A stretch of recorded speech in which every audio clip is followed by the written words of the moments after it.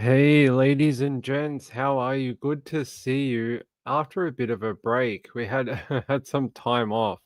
Some of it scheduled, some of it not. So I'll explain in a minute.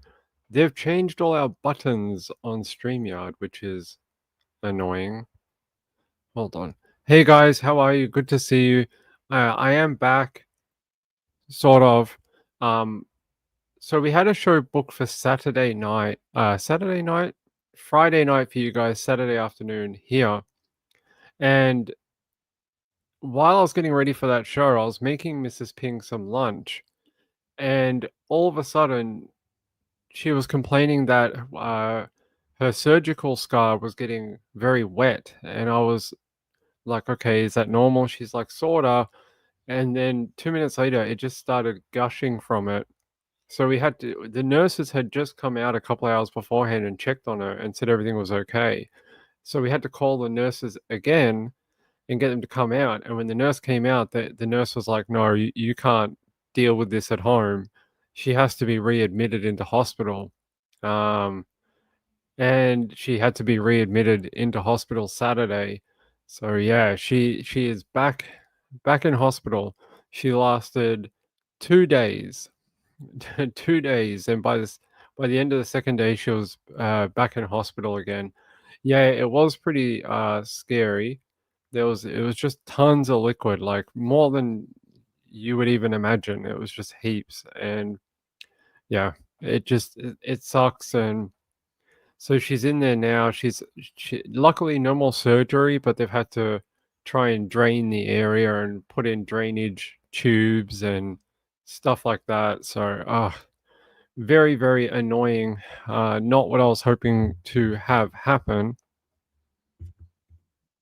Yeah, that's okay. Okay. Um, yeah, so don't know when she's going to get out at this point again. Very, very annoying because we bought tickets to see Nikki Glazer on Friday. I bought them 9 months ago, thinking that it would probably be okay and that she'd be out of the surgery by like out of the hospital by now. And it doesn't look like she will be. So we're trying to what? We're trying to see if we can sneak her out of the hospital for a couple of hours on Friday. So we'll see what happens. But ay, it just never seems to end. It's like, when is this ever going to be over? It's like, come on. I just want it to be done. Um, but we still have some stuff to do, some shows to do, stuff like that. But I will show it to you. Yeah, it's good to see you all. Yeah, why? Look, they put her on a drip again, and then they put in the drainage thing, and they're just draining the area. Luckily, she had to drink some blue dye because I was worried it might have been leaking from her stomach into like the cavity in like in your stomach area, and that it was leaking out through that. Luckily, that's not the case.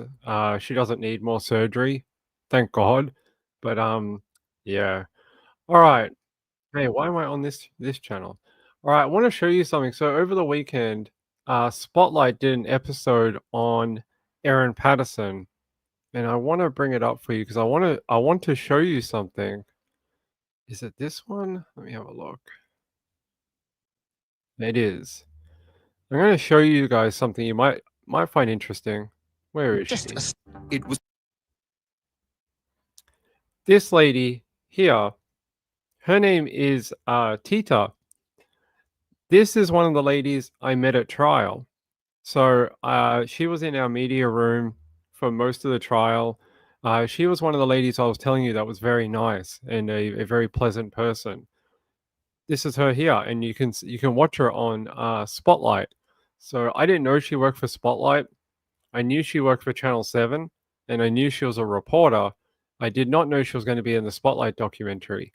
But if you want to know more information about Erin Patterson and the trial, Tita would be someone I would be looking at because she spent almost the entire trial watching it as well, taking notes, reporting on it. She's a very good reporter, and yeah, I would be checking out what she has to say in the documentary because she knows everything. She was there for the entire trial, so very nice lady. Got to meet her. I got to see her almost every day, and she's a lovely human being. So there you go. Someone I get to show you someone I met at the trial. So if she hadn't been public and in a documentary, I wouldn't have shown you and wouldn't have told you who was there. But it's pretty obvious that she was at the trial. So there you go. Nice lady I met at the trial. Let me see if they have her name come up. I think they do. Let's see if they go back.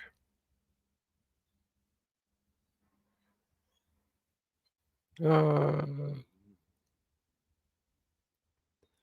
Let me see if they have her name so you guys can follow it.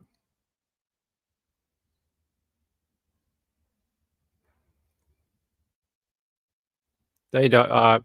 They don't. But her name's Tita, so you can watch. I know her name does come up at some point in the documentary. You guys can figure it out. But yeah, nice lady I met at the trial, and she's in the Spotlight documentary. So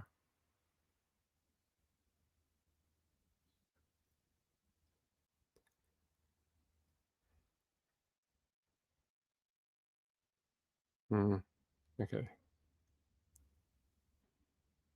hold on, guys.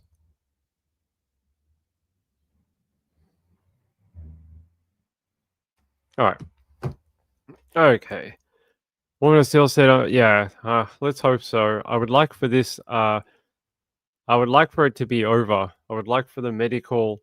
We already finished with the trial.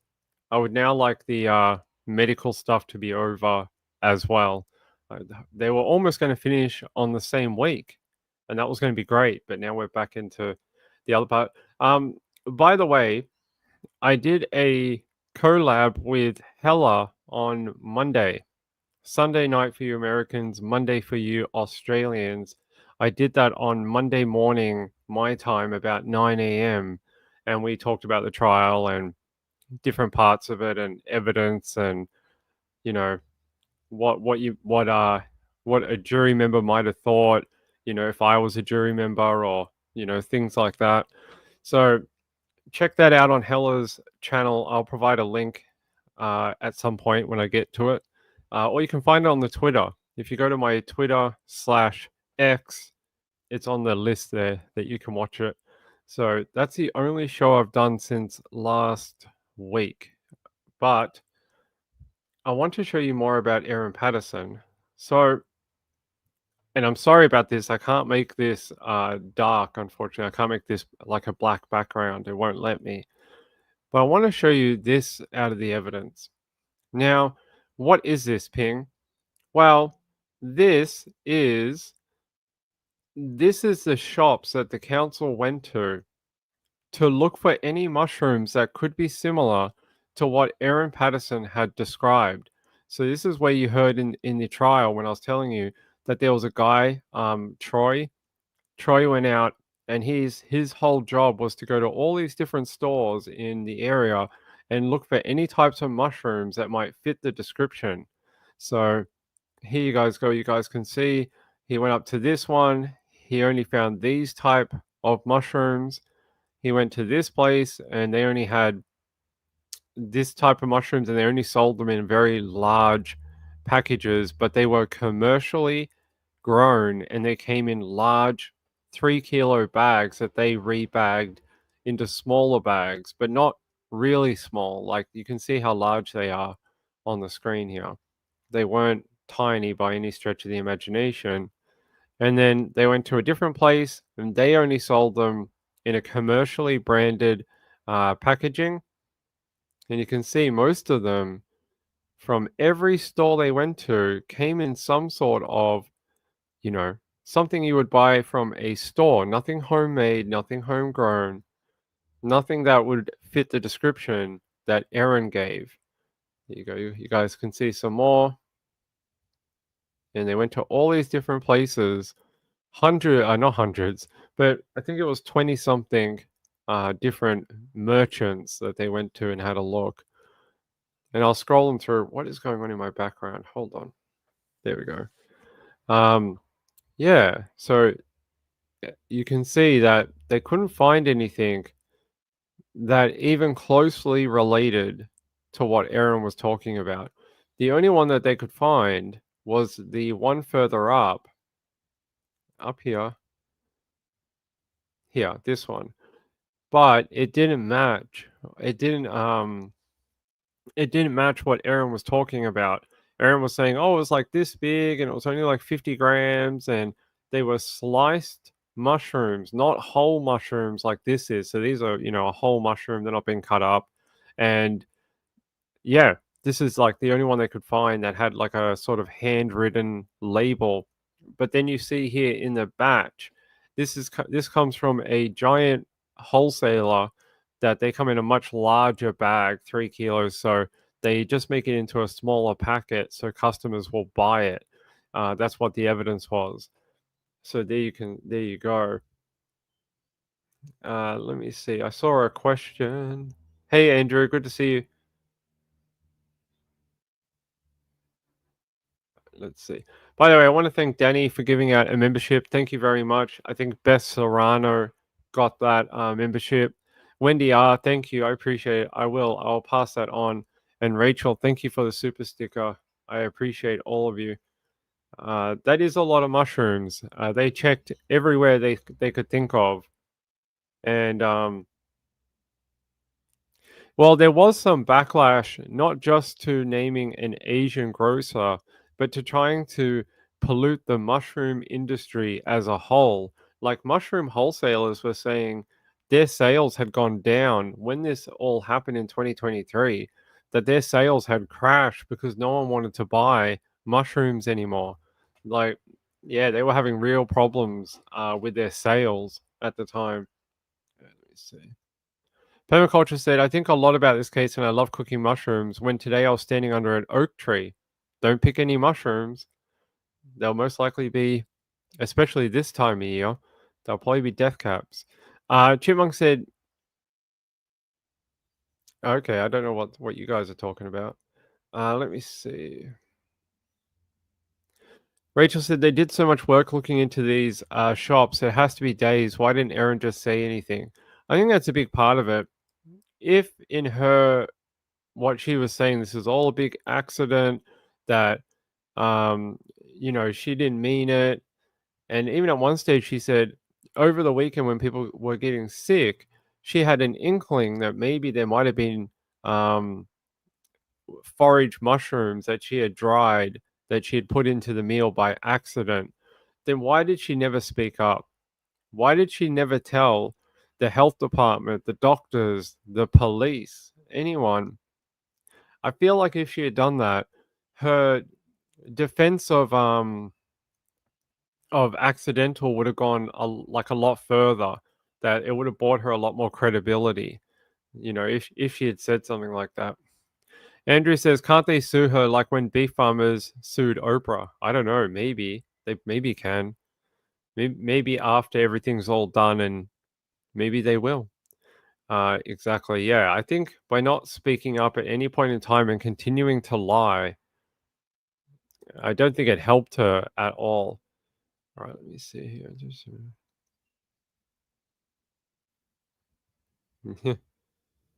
um, yeah, I hope so too. All right, let's see. Okay, so yeah, there you go. These were this is what we got shown, and this is from Troy.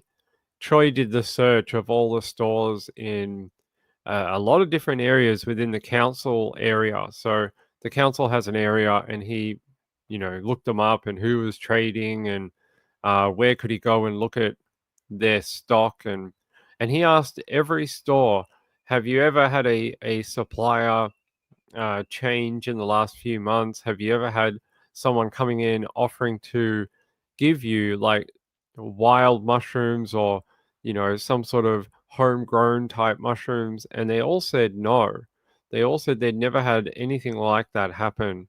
No stock changes, no weird people coming in offering wild mushrooms, nothing. So And all the mushrooms they found, like I said, were commercially supplied. So they all came from big importers. So, and then this relates to the evidence that where you heard the mycologist talk that there had been no death caps found in Asia. So you can't link this to being like, uh, oh well, they got them in Asia. Someone picked death cap mushrooms by accident and then put them in these packages, and that's how someone got ill. Well, no, because they don't grow in Asia, so there's no way that can happen. So that's where this evidence sort of crosses together. Yeah, let me see. All right, I think I got another part of this. I'll show you. I think I got another part. We got a lot of evidence still to go through. Uh huh. So here's a map. This is to show you the region. So here's Mount Waverly, Glen Waverly, Oakley, Oakley East, I think, and Clayton. So the areas that Erin, well, it's disputed. She reckons, she said Glen Waverly, not Mount Waverly, and whatever. This is the area. So Mount Waverly, Glen Waverly, Oakley, and Clayton. And you have a couple of suburbs in between. But this is this is the region here.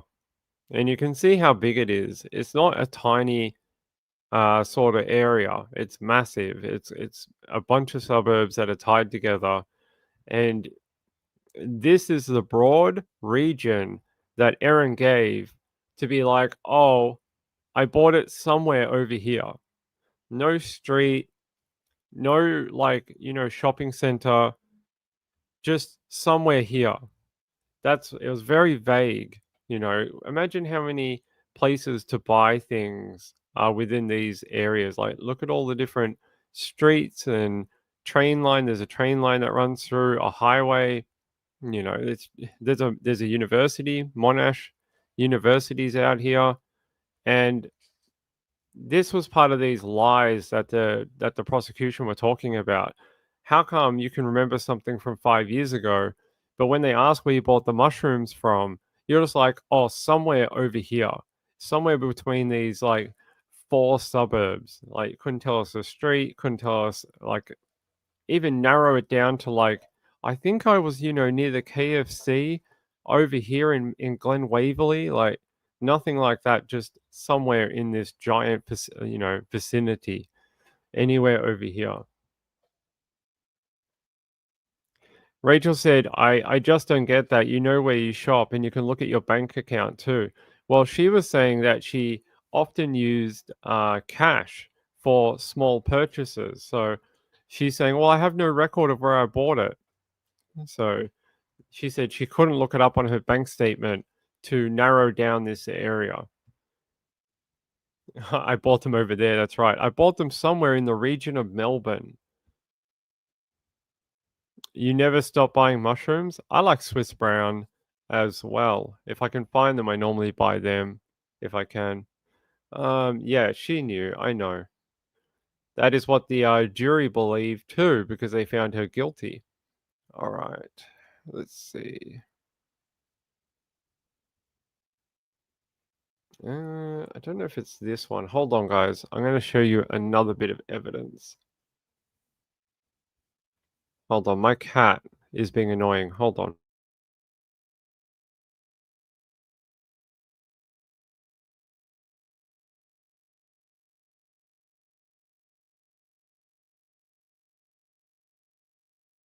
By the way, it's good to see you all.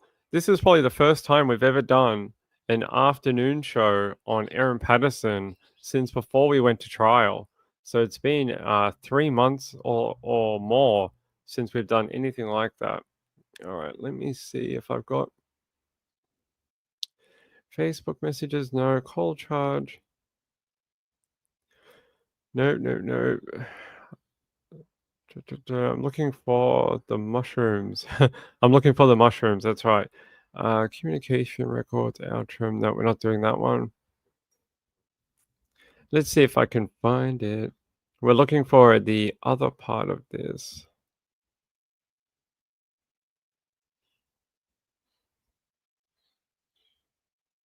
Uh-huh, here.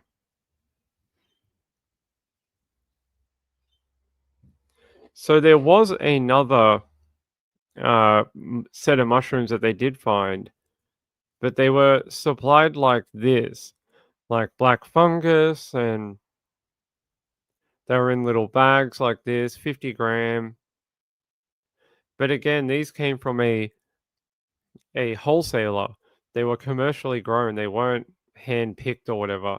So again, these were the ones, Golden Grocery.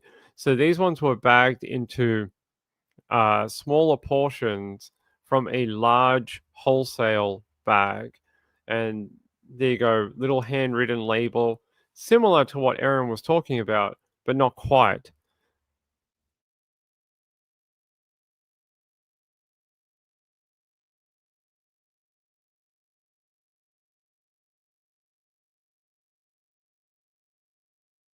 Sorry, my big fluffy cat is being very annoying. She keeps trying to get into all the groceries and stuff like that. Um, I ain't never gonna stop eating mushrooms. I hope you won't. Hey, how are you? Good to see you. You saw you on Hella's chat. Thank you to Hella. Thanks for having me on. I appreciate it. Um, so there you go. These were some of the other examples that they could find, but I think these are tea mushrooms or tea tree, dried tea tree mushrooms, but nothing like what Erin described. And Erin described them as being cut up or sliced mushrooms, not whole. So these don't match what she is talking about anyway. And these ones are of a completely different type. These are like little tiny black fungus used for, what did they say it's used for? Enrich the blood, or for thinner blood, or for blood clot, and for other blood things, apparently. Maybe it's true, maybe it's not, I have no idea. But there you go. These are the only ones they could find that even came close to fitting what Erin was talking about. So there you go. I don't know what to tell you. They checked many different stores. You saw that list of all the places they went to.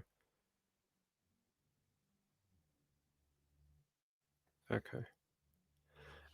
Yeah. So these are the only ones they could find. That's it. There was no others. And as you saw in the other evidence, they checked, I can't remember how many stores, 27, I think. It was something like that. And no other examples in that area that she defined could be found that matched even close to what she was talking about. The rest were all commercial package, mostly imported, and weren't homegrown, had nothing to do with death cap mushrooms, weren't described in the way that Erin described it. So there you go. Permaculture. There are seriously intelligent people who study mushrooms and how it impacts our environment. There are. I agree. Hold on. What are you talking about? Where's Marjorie?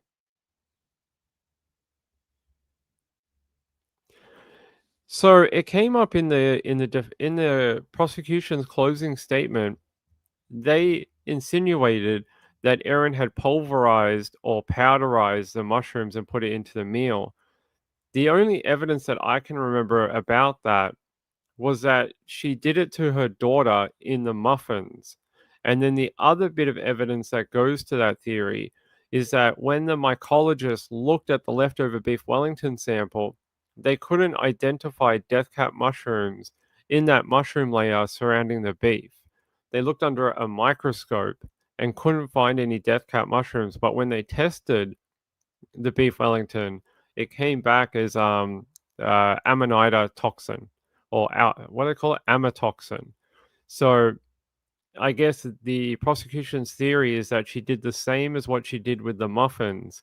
She dehydrated it, powderized it, and then put it into the beef Wellington somehow. I'm guessing because that's the only 2 times that the whole powderized thing came up in the trial. Let me see. All right. Yeah, hey, good to see you. I saw you in Hella's chat as well. Good to see you. Good to have you here.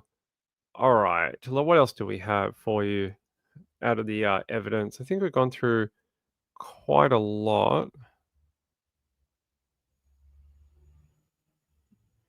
I'm just trying to see if we have anything related to this search in Oakley and Clayton for the mushrooms. Is it this one? There's a lot of evidence, guys. So I'm sorry about that. Okay. There is not, but we'll move on. That is okay. We'll move on. So if I change to this one, so we're trying not to get the audio to go mental. All right. So we move on from the search for these mushrooms that apparently don't exist in a store environment, but they obviously exist in nature. So these are the samples, and you can see here Erin, Trudy, Patterson, and you can see them laid out here. Here's the beef Wellington. So here's the remains of that beef Wellington about to be forensically examined. And you can see that's what it looked like. Obviously, it is quite old at this point. It is. There you go. I'll zoom in on that. There is some of the. You can see these little particles of mushrooms, but again, when the mycologists put this under a microscope, they could not find death cap mushroom in there. So that's where they came to the. I probably shouldn't show that here. I'll just go up here. So yeah, this is from. Is this to the mycologist or the forensics exam? Mycologist. This is Camille Truong. So this is. So Camille Truong is a mycologist at the Royal Botanic Gardens.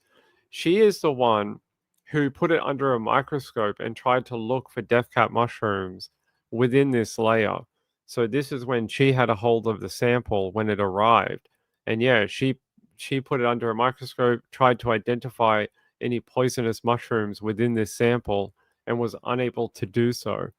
So there you go. You can actually see little flecks of what looks like mushroom, but they were unable to find any death cap type mushrooms here. Um, do you think that she went ahead with the poisoning because it was a rare occasion to get them together? I think she was going to come back after the husband at a later date. Hmm, sorta.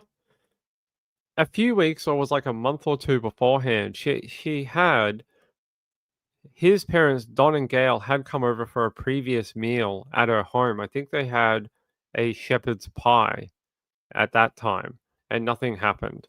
But when they made this one, and Don, Gale, Ian, and Heather came over, she made this beef Wellington. But they had been there before. But as you saw or listened to in the evidence, it was a rare occasion where people would come to Erin's home for a meal. Like, just it didn't happen according to Simon Patterson in his evidence. But you might be right. I'm not sure what she was thinking.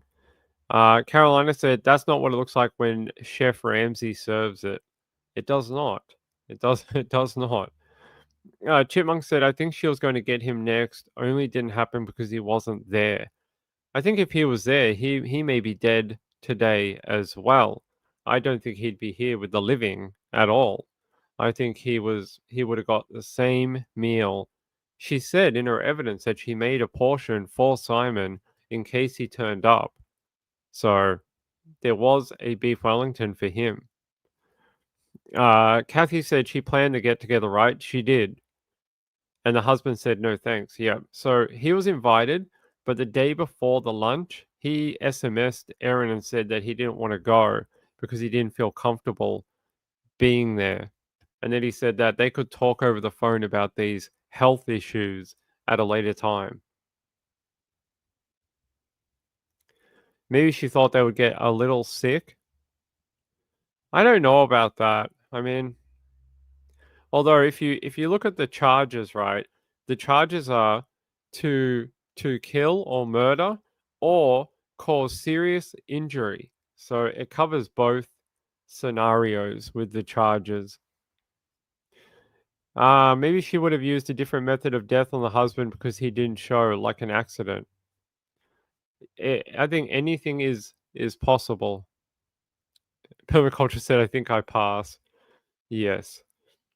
Chipmunk said, by wanting to tell him she had cancer. Yeah, I mean, a lot of people angry about the whole cancer lying part of this case, this trial. A lot of people don't like that she tried to use cancer as a sort of cover for her offending. Francesca said, yep, she was pissed he wouldn't come to the lunch. Oh, yes, he was. I might have those messages. Give me 1 second and I'll see if I can get them for you.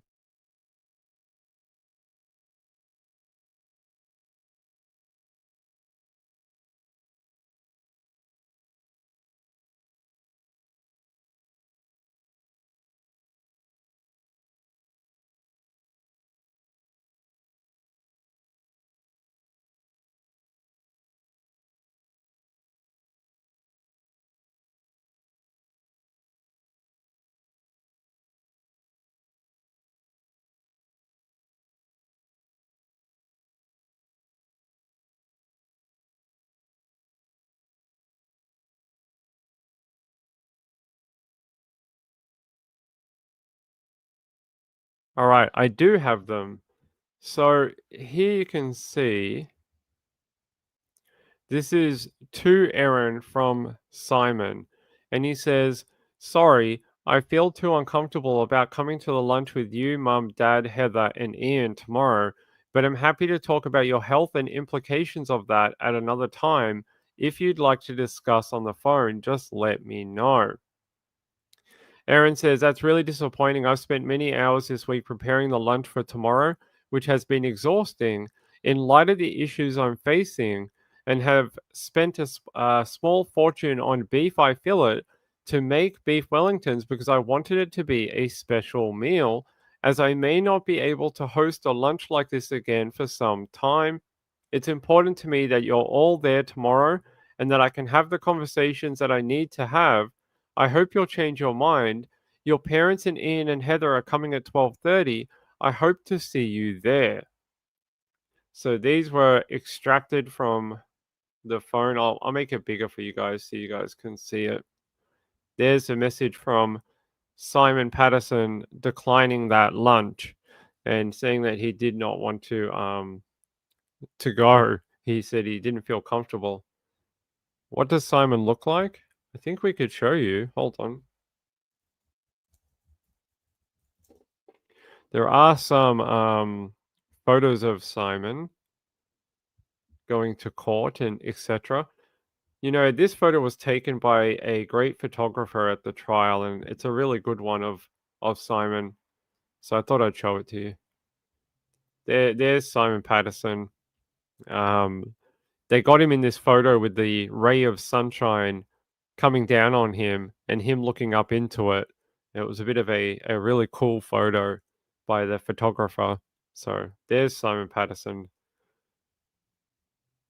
Dragon said that says something about the state of Erin and Simon's relationship. He would rather talk to her on the phone than attend a lunch with four of his relatives. His family outnumbered her.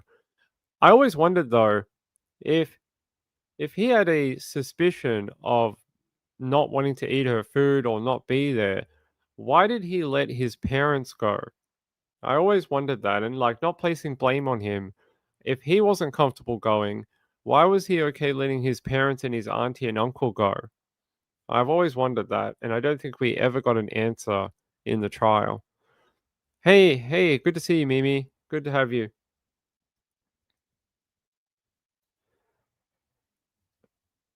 Let's see. Yeah, well, here, you guys can, I'll put it back up. These are the actual text messages right here that were pulled off a device. So there you go. You guys can see this is the evidence that we got at trial. So Yeah, there you go. Feel uncomfortable, and this is Erin replying to him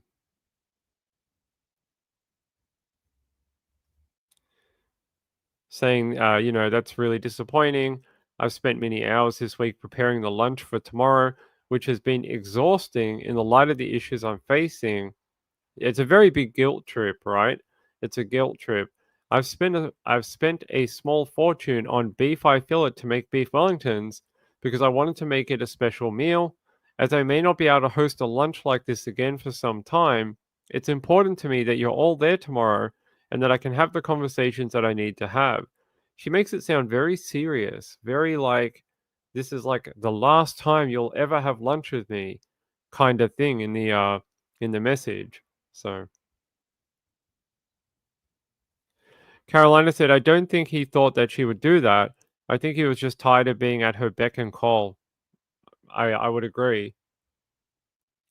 Musical Neptunian said, "Did Colomandy offer a lesser charge and guilty plea before the trial began? Not that I know of."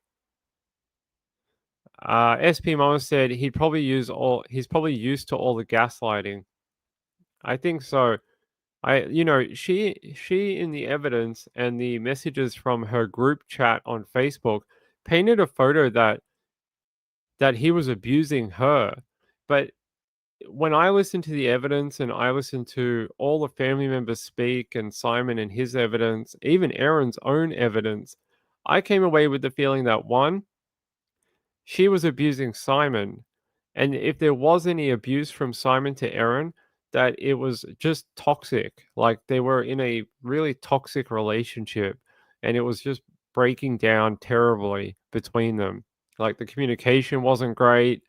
They had started like he'd stopped paying for things and they weren't talking right and just a whole bunch of things. But um my opinion is that Erin was abusing Simon to some degree. So I don't know about the coercion thing with Simon, but just from the evidence, she seems emotionally manipulative to him constantly. So no wonder he didn't want to go.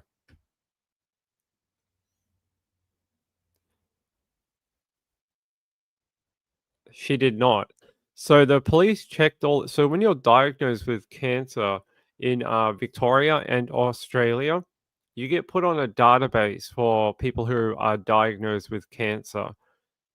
So they checked that database and she is not on there. So she was never diagnosed with cancer ever because she would be on that database of people who are being diagnosed. I think it's a nationally run database from the Cancer Council in Australia, and she's not on that at all.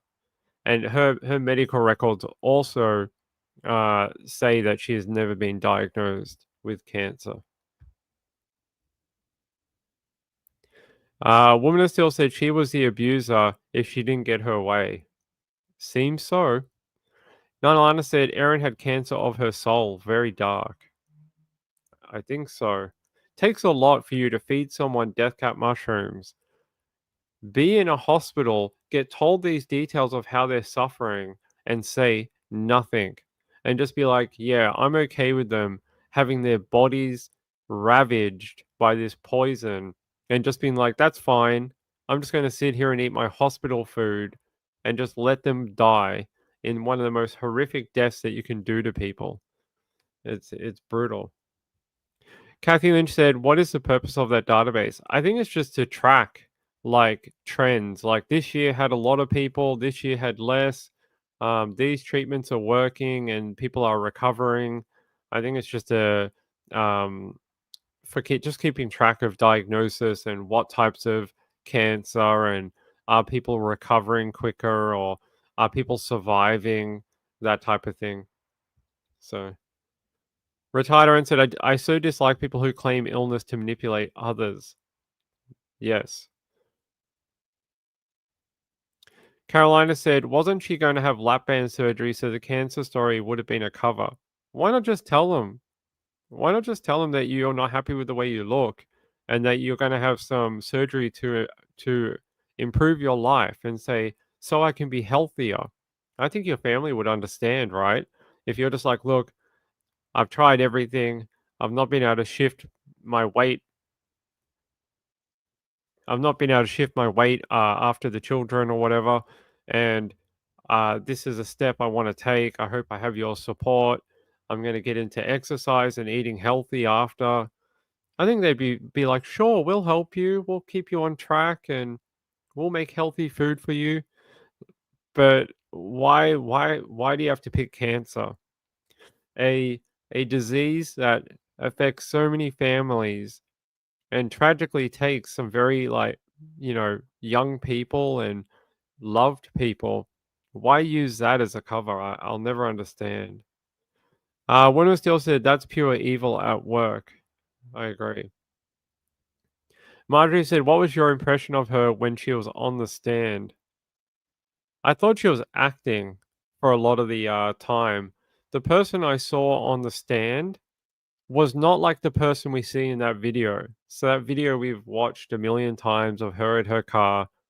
She's very loud and, like, sort of sharp with the way she talks. When she was on the stand, she was very quiet. Like, yeah, her voice was not like you hear in that video. And to me, it's almost like you see two different Erins that, very different from each other.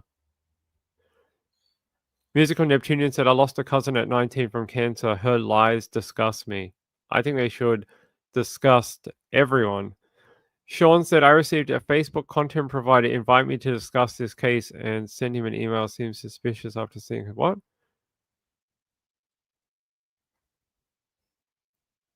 Okay. I wouldn't accept the invite of anything. Truth always wins. That is true. Acting. Yeah, it just, well, I mean, when you're on the stand as a defendant, you're always going to put your best sort of image forward, aren't you? Because that's what you're going to do. It's human nature.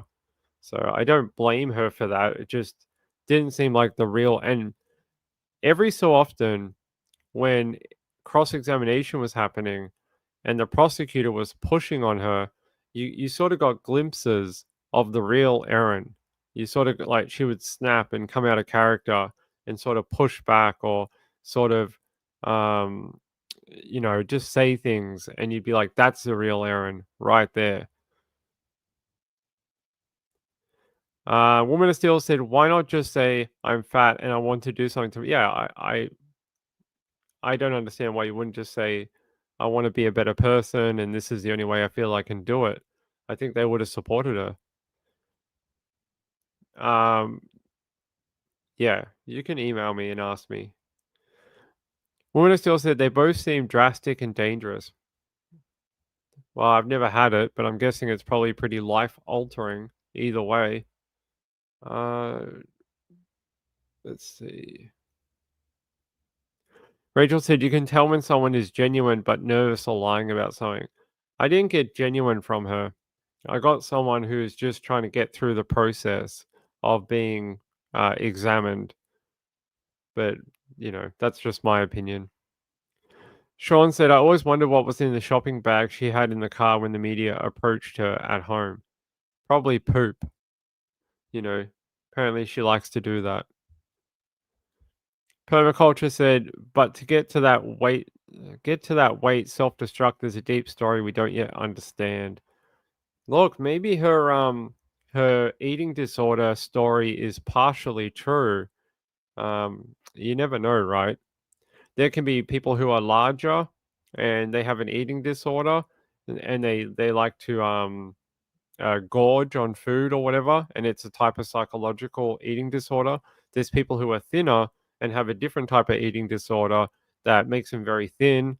It I think it comes in all sort of shapes and sizes and types of ways of eating and not eating, and there's like a billion different ways it can happen.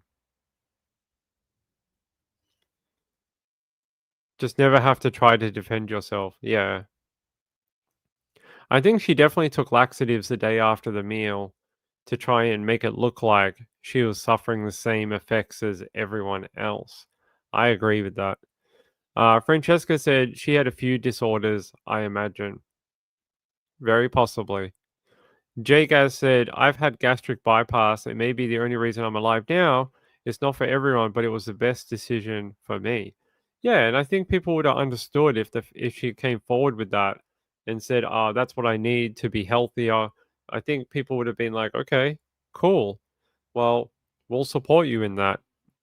But lying about having cancer and elbow tests, and so she lied about going to these appointments as well, to the point where Gail Patterson was actually checking up on her, saying, "How was the appointment today? Are you okay? Did they say anything?" And Erin was lying throughout the entire thing. Let me see if I have those. Let's go to those so I can show it to you. 1 minute.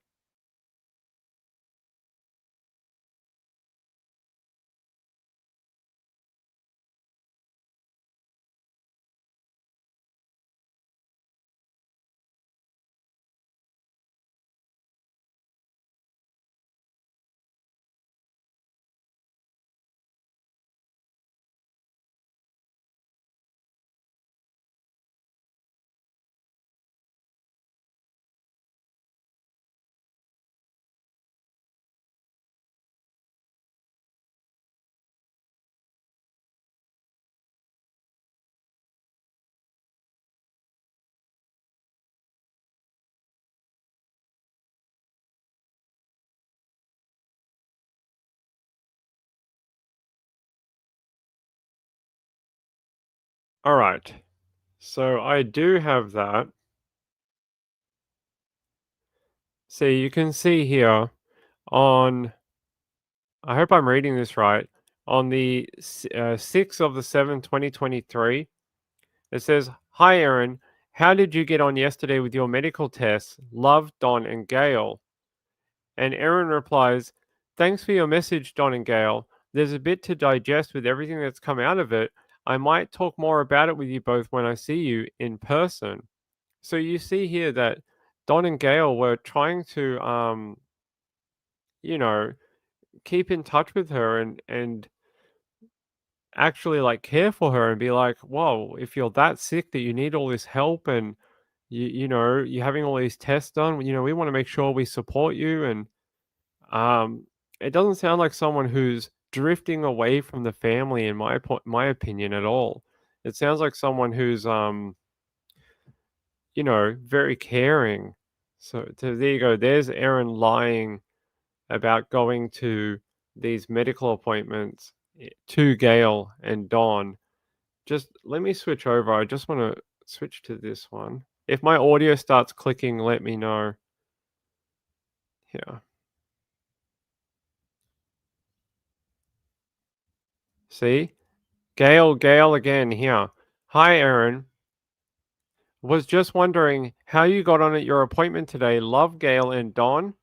And she says, "Hi, Gail. Sorry, I had taken my daughter to see a movie last night. We saw The Little Mermaid. The appointment went okay. Thanks for asking.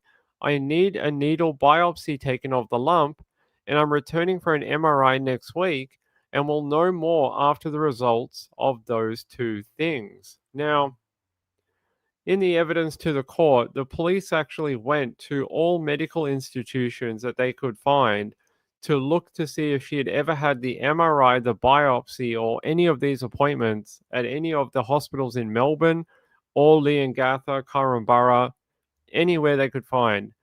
None of these appointments ever took place. None of them.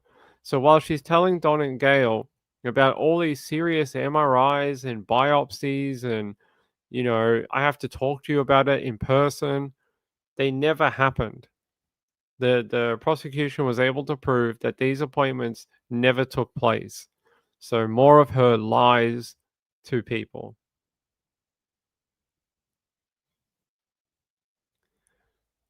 Rachel said they seem like wonderful people, and she took them from her took them from the grandchildren. Yeah, I agree. I don't think people who want to sort of ostracize you from their lives would be checking in on you like this. Like, how did you get on with your medical test? Love, Don and Gail.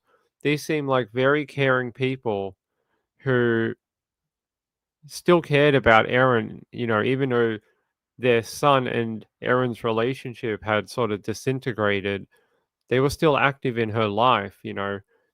People who don't care about you are not going to follow up like this about your medical appointments. So, Andrew said she's a monster. She is a bit.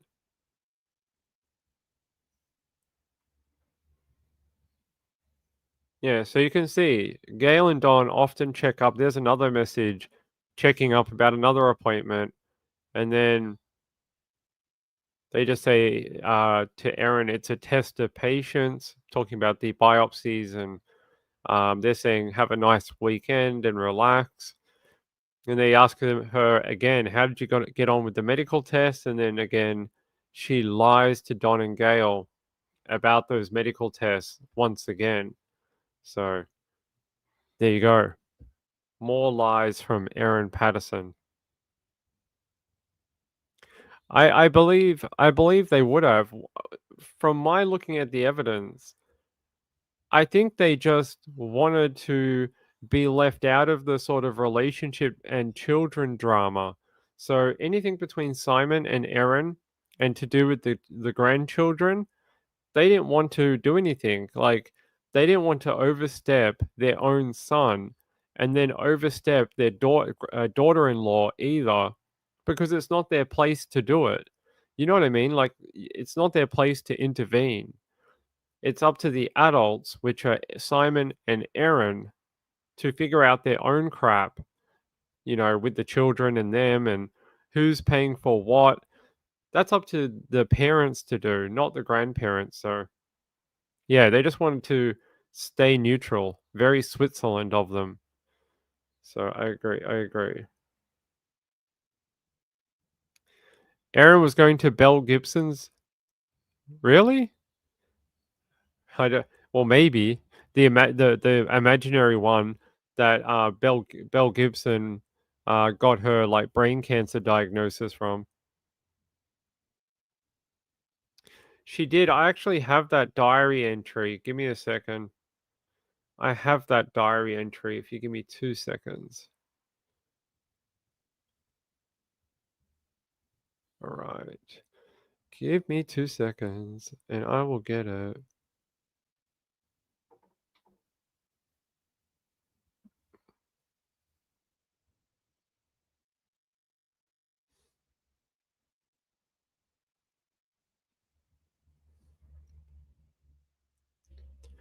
So, just with all respect, this is Gail Patterson's personal diary.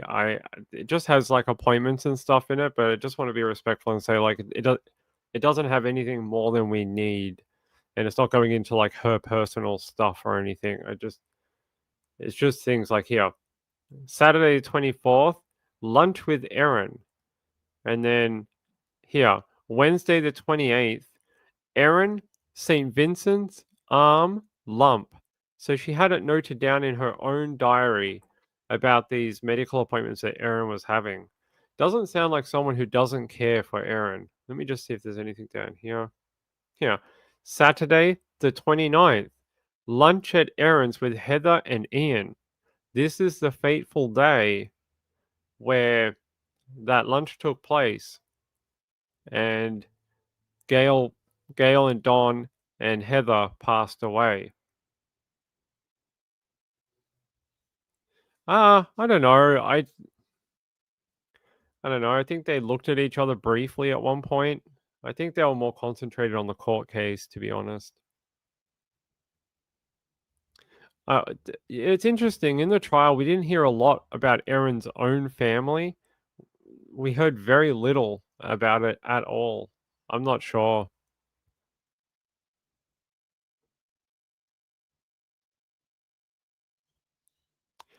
Dragon says Gail should have asked how the arm lump became ovarian cancer. Um, Yes, that is true. Although Erin says that ovarian cancer runs in her family and there have been cases of it along the genetic timeline. So that was her evidence. Danny says Erin struggled as a narcissist, the need for control. I definitely think you see control there. Woman has still said, did Erin have any living family that she was close to? I don't know if she's close to anyone. I know she has a sister, but I don't know anything about their relationship, whether they were still seeing each other. I have no idea. Yeah, I don't know too much about her sister. Hey Carrie. Carrie says I hate people who fake cancer or illness for attention to manipulate other people. I agree with you. I agree. Texas Roadrunner seems all a power play with the kids, hidden ingredients experiments, and then her in-laws.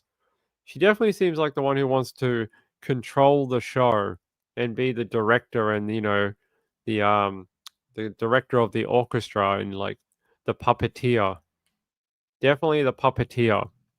If Erin Patterson ever needs a new murderer's nickname, we could call her the Mushroom Puppeteer because I think that would be a good uh, branding exercise for her if that's what she wants to do in prison.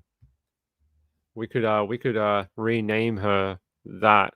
Yeah, so there you go. This is Gail Patterson's diary, and it's from the 19th of June to the 30th of July. And there's been some stuff redacted for personal reasons.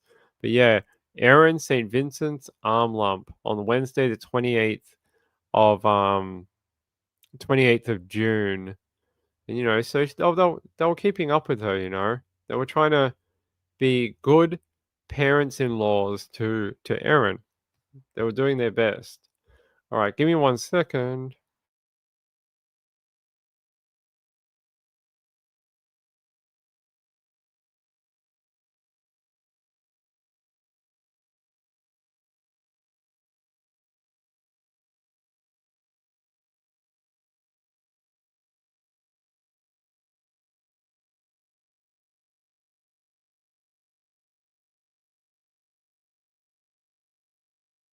All right, there we go.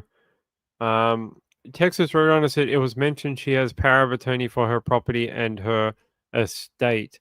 Is that her friend? Her friend in court? That makes sense.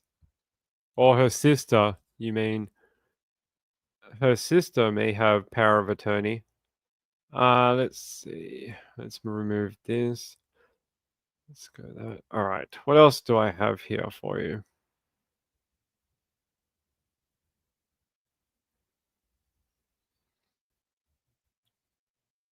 Here, let me do this.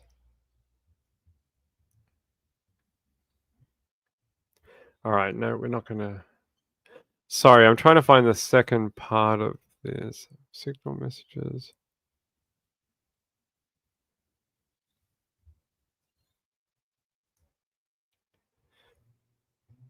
And here, I'll take you back a year prior, and you see, because the family was on an app called Signal, and they had group chats with each other. And you see here, Gail Patterson sending a message to Erin. Happy Mother's Day, Erin. May God bless you. Love, Don and Gail. And then Erin says, thanks, Gail. Happy Mother's Day to the best mum in law anyone could ask for. And Gail replies, very kind of you. I don't know. Doesn't sound like people who hate you and don't want you in their lives. Sounds like people who care for you very, very much. Like to get a Mother's Day message sent to you, you didn't send one to them. It looks like you got one first from Gail and Don, and just more evidence that these people weren't slipping away like she thought, that these people were actually very kind to her.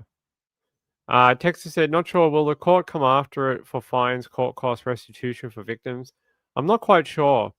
We'll find out later on, I think. Example of Erin's duplicity? I agree. Hey, Lynn Jen.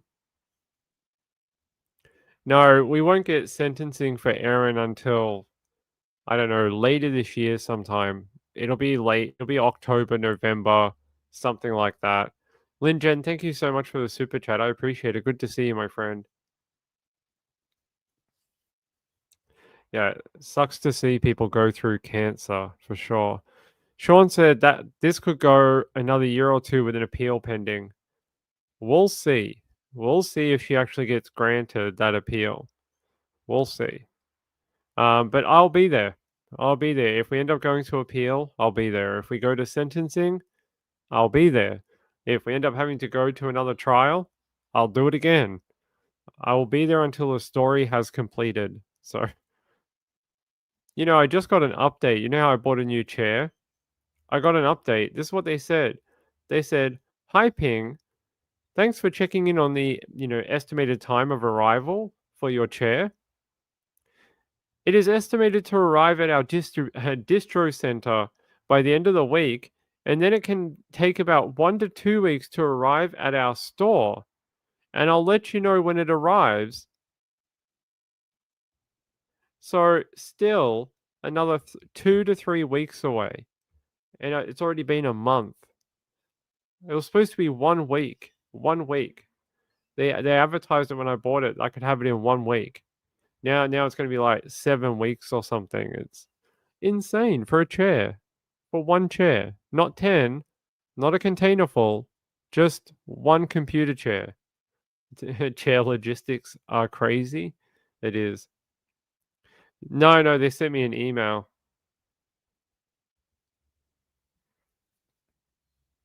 Uh,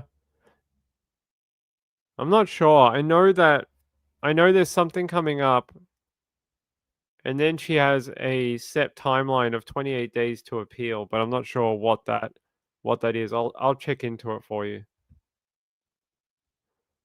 No, they didn't call me. They sent me an email. They're not a chair company. They're a furniture company. Um, yeah, very annoying. Very annoying. How is it that you have a company? Their whole thing is to sell items, chairs, lounges, whatever, and you're like, yes, we can sell you that item, but we don't actually have the item.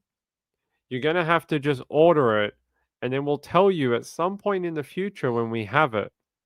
What kind of store operates on this type of principle? Especially like it's not like you're ordering half a home or you're not building a house. You're just ordering a computer chair. I'll name and shame them when I have my item, and then I'll tell you who it is. Rachel said that's crazy. Tell them your friends in the US could have shipped you one faster. They could have.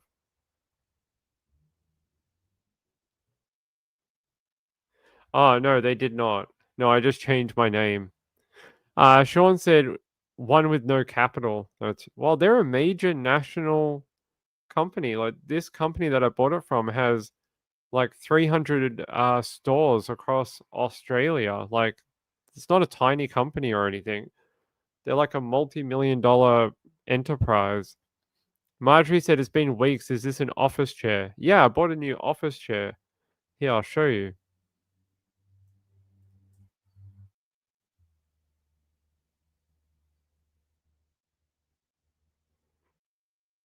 I bought this to replace this chair that died. That's squeaky. It's squeaky, and my cats tore all the coating off it. So I bought this about a month ago, and it's just a simple chair. And they're like, "Yes, we'll have it to you in August." All right. Yeah, it's mental. Never heard of such a thing. I live in the Amazon era where you just click the button and things show up the next day. I live in the I grew up with Amazon and eBay where you can order and then like a week later it comes with the courier. They lied. Yeah, definitely lied. Hope I get to enjoy it one day. Me too. It looks very comfortable. It looks very comfortable. Doesn't look cat proof. I am going to cat proof the back of it with those scratchy. They sell those plastic things you can get for the back of chairs so cats don't claw the crap out of it. So Amazon changes my arrival dates all the time. They haven't done that yet in Australia. Australian Amazon's pretty good. You sort of order it and it just turns up tomorrow. So I like that about Amazon. They sell these strips. I'll show you.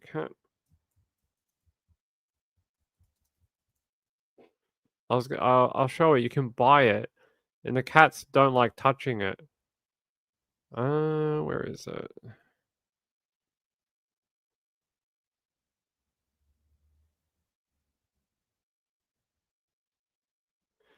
You can buy these for different types of furniture, and you don't leave them on forever. Eventually, the cat learns that it's not a good thing to scratch, and eventually you can take them off. But you can get ones for chairs too.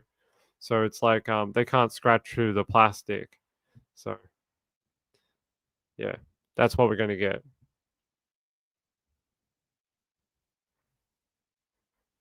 Yeah, that's there we go. I showed you a photo of it. That's what we're gonna get. All right. What else do I have to show you?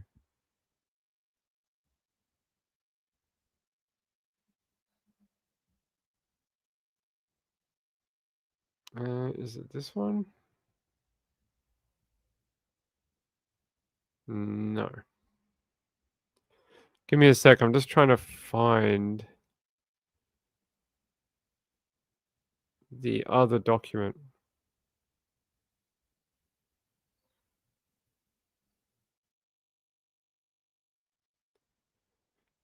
Okay.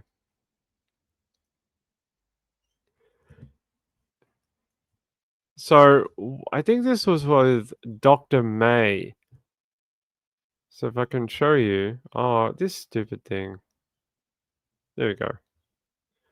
There we go. You don't have to see my stupid face anymore. Um, so they showed Dr. May this. I think it was Dr. May. I have to check, but I'm pretty sure they'd asked a mycologist. So they were showing him these different types of mushrooms, and they were asking him about them. So stubble rosegill was one of them, and they were showing him different varieties of it, whatever this one is called. And they ran him through all these different types of mushrooms, and they all grow in Victoria. And he was just asked to describe them, honey mushrooms, and he was asking like, could these be mistaken for death caps and shaggy parasol mushrooms. So this is also from iNaturalist. So they were just running him through them. Buttery colobia. So it's called a buttery. So yeah, all these different types of ones that grow around Victoria, Australia. I thought you guys would get a kick out of seeing the different types that also grow alongside deathcap mushrooms around the area. Spotted stem ringless Amanita. So, what's interesting about this? This is in the Amanita genus. So, this would be in the same family as deathcap mushroom. So, deathcap mushroom is Amanita phalloides. This is Amanita. What is the last bit? Amanita chile. So this is Amanita chile. Are they poisonous? Let's have a look.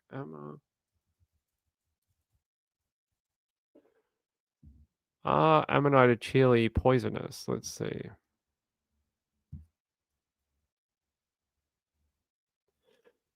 Not observed.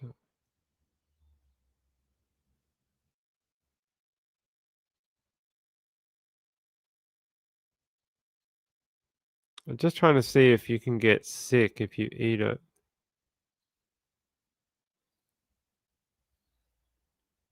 Hmm.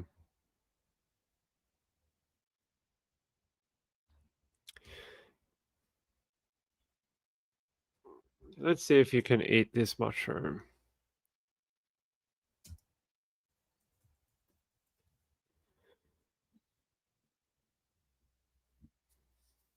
Okay, so apparently that Amanita species is considered poisonous while not known to be deadly.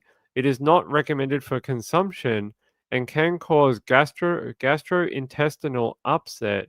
The mushroom contains compounds that can be toxic to humans, particularly when ingested raw or in large quantities. So that particular one that you guys see there, this different type of Amanita is poisonous too. It looks gross. You sure you don't want to eat it? Are the buttery mushrooms edible? I don't know. Where is the butter mushroom? Here, buttery colobia. All right, let's have a look. Buttery.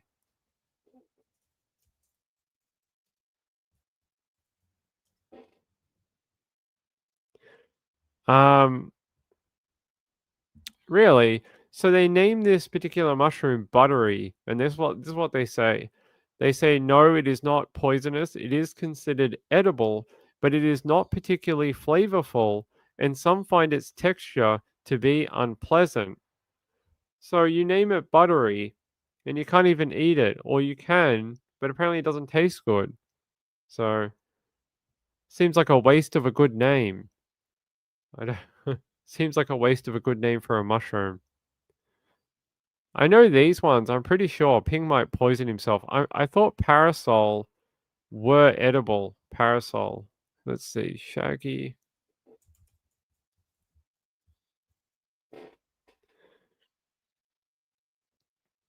Apparently, they are edible, but they can cause gastric upset in some people and are easily confused with poisonous lookalikes. There you go. So you can eat these ones. The shaggy parasol. These ones are edible. They seem to grow. You know, it's interesting. They grow under trees. Very similar to the death cap, but death caps grow under the oak family. Honey mushrooms. All right, let's see if honey mushrooms are edible. Honey mushroom.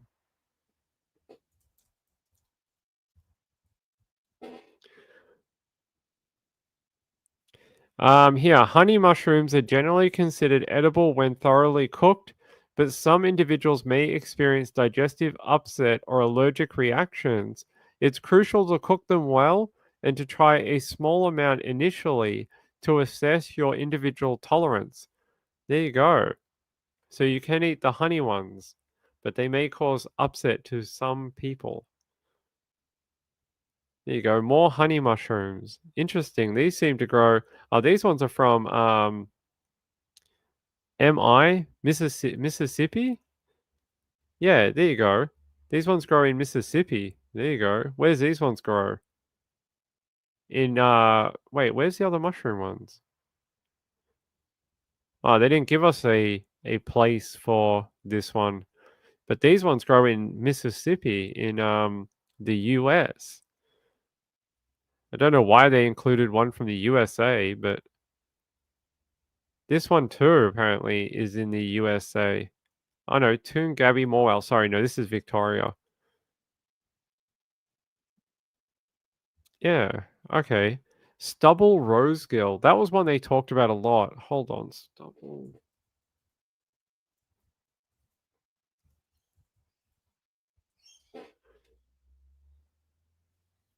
Okay, you can eat the stubble rosegill, but apparently it is one of the mushrooms that is considered very similar to deathcap mushrooms in look. So people often confuse this mushroom, the stubble rosegill, with Amanita phalloides. So there you go. I think this was brought up, if I remember correctly, because they were wondering about look-alike type mushrooms and could you somehow misidentify some of these mushrooms with deathcap mushrooms? And I think he was saying yes, but um, he wouldn't be, you know, because he understands the difference between what he's looking at. But maybe for someone who doesn't, they could. Marlene says we have mushrooms that look like brains. They grow wild. Yeah, I've heard that before in America that they have ones that look like brains. There's a whole bunch of ones that look funny in the world. Woman is still said, I like the wood mushrooms you put in hot and sour soup. Okay. Chanterelles and portobellos are so good. I don't think chanterelles grow wild in Australia. I don't think so. Let's see. All right. All right, what else do we have for you?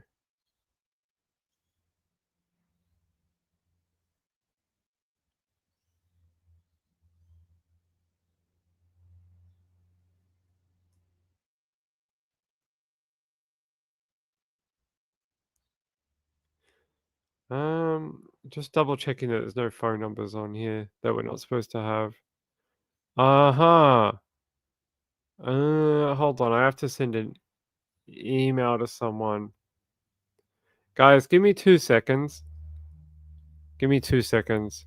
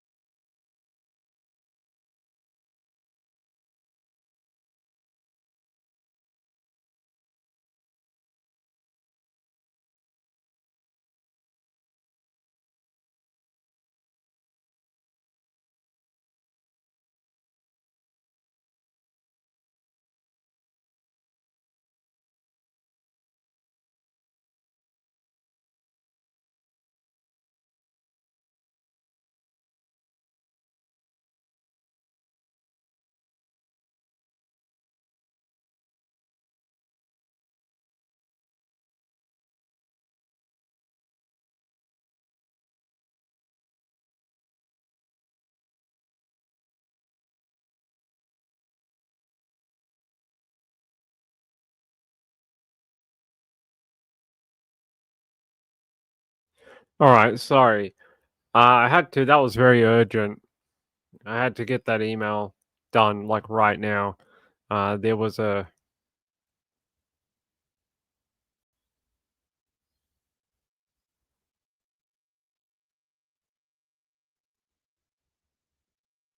yeah, okay.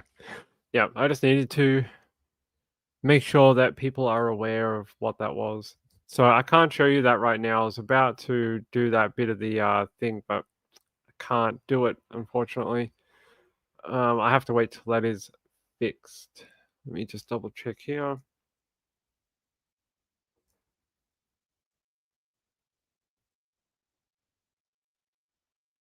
Okay.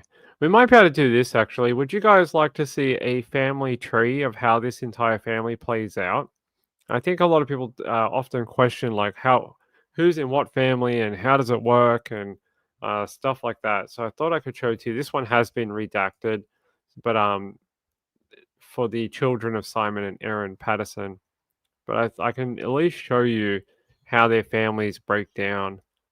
So as you can see, Don and Gail Patterson, and then there's Simon, Erin, and they have children, and then there's Matthew and Tanya, and then there's Nathan and Anna and Josh here. And then there's Ian and Heather, and then they have children, and it's like David, Luke, Brad, Ruth, and Elizabeth. And the two families are connected together from Gail to Heather because they are sisters. So they are they are related. So Gail and Heather are sisters. That's how the Patterson and Wilkinson family are connected to each other. So I thought that would be a here, let me make that a bit bigger for you. So there's the Patterson sort of tree, how that works for that side of the family. And then it's connected to the Wilkinson family via Heather and Gail, and then it's Ian and Heather, and these are their children who are all adults now. They actually gave evidence in the trial, at least some of them did, and that's how the two families sort of play out. Yeah, I'll zoom it out so you guys can see. So there you go. Yeah, they each had, I think, 4 children or something. So they've got quite a lot of, kids and grandkids and aunties and uncles and stuff like that. So,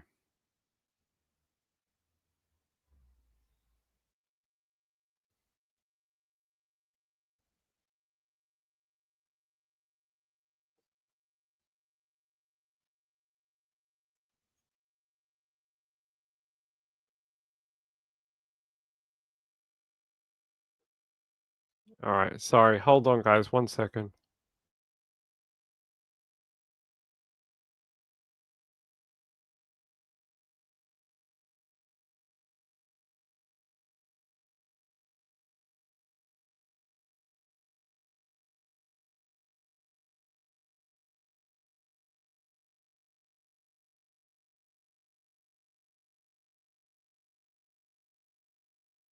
Sorry, I got a phone call.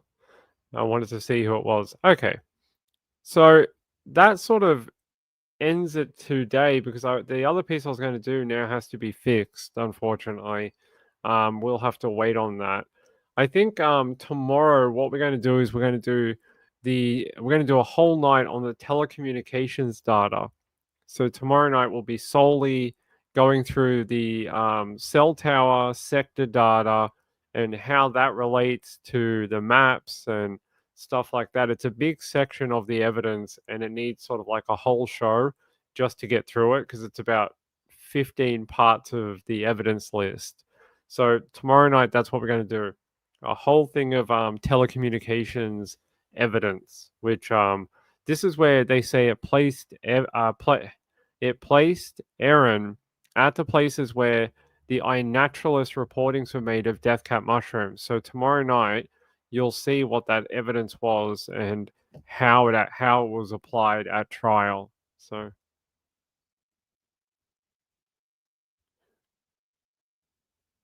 yeah, they put up a thing the other day. Let me see if I can find it.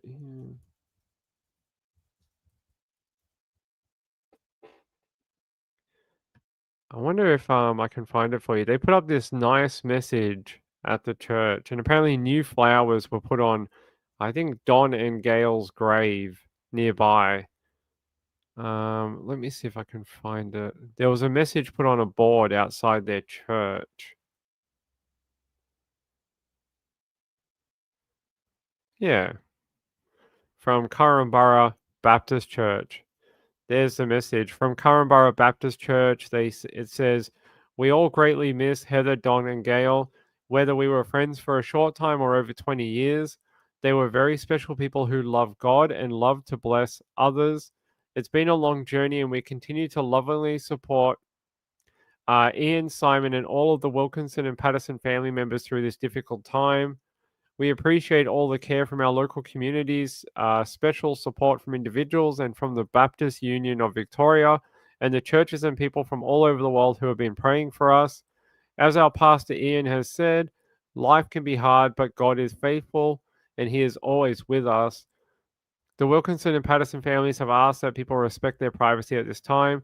Please also respect the privacy of our church family. Thank you, Currumborough Baptist Church Leadership Team." So that was posted after the verdict came in the other day. So yeah, we did. We showed a cactus cell phone tower like a year ago. So we're going to go into some of the telecommunications data tomorrow night. Kathy, thank you so much for that donation to the PayPal. I appreciate it. It's very, very kind of you.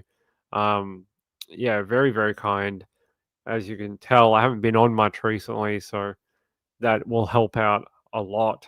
And I will say thank you Mr. Dan Yee gifting a membership. Wendy R, thank you very much. I appreciate it. My friend Rachel, thank you. And Lynn Jen, thank you very much. So yeah, no sentence yet. Well, I'll tell you when sentencing is coming up. I'll tell you when sentencing is when I will be at Erin Patterson's sentencing hearing. So you guys will know when I know because I'll be telling you that I'll be there. So, but right now there's no information. about it. Thank you. Yeah, it's nice to be back for a little while. It was good to come and do a show and sort of give you some more evidence.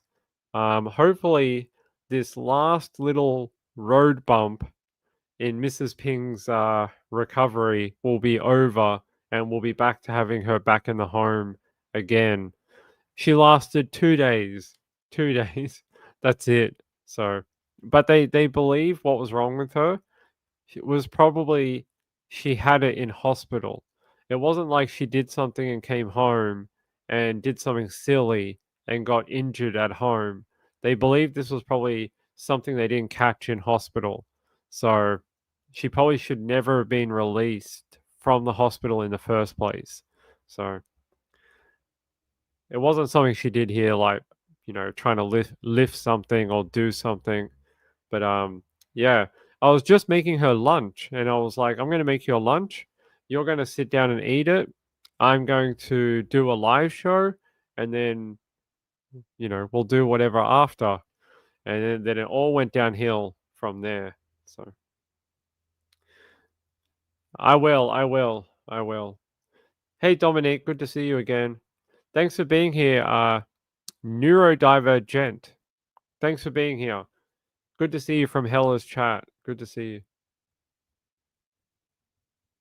No, she wasn't chasing me around the house. She was probably telling me to go clean something. I spent weeks trying to clean the house and put in new things. Like we put in new rugs and got a new bed and all this different stuff. And I had been cleaning the house for like 2 weeks. And then she came home and she was like, "That's not done good enough. That's not the way I would do it. You should do it like this, and it has to be redone." So that happened within 20 seconds of her walking through the door. So it'll probably continue when she comes back. Yeah. Woman of Steel said that's what I said. They let her out too soon. Well, at least we caught it quickly. It didn't like drag on. At least it happened only a couple of days after after leaving hospital. So yeah, she definitely told me that I didn't do everything correctly. She was like, women can be bossy. She is very bossy and demanding at times, especially with cleaning. She's like, "That's not how I would do it. You have to do it this way with this brush and this chemical or whatever." I'm just like, I just do everything with alcohol wipes. It's all alcohol. It'll clean stuff. It's like 40% methanol or whatever. It'll antibacterial everything. I will. Maybe when she's healthy, she'll come and talk to you about Erin Patterson. She knows a lot about the trial. But hey, go watch my friend Tita on the 7 News Spotlight. Go watch the documentary after this. I'll post it in the chat because she is awesome, and listen to what she has to say in the documentary. She's a nice lady. Saw her many times at the trial, and very one of the nicer people I met at the trial. So she works for channel. What? I'm not muted. You're muted. I am not muted. Your house must smell like an alcoholic with all the it does at the moment with all the antibacterial wipes and all that. I watched Physical. Yeah, give it a watch. Talk to my friend. Go see what Tita has to say. She watched just as much of the trial as me. So, all right. I love you all.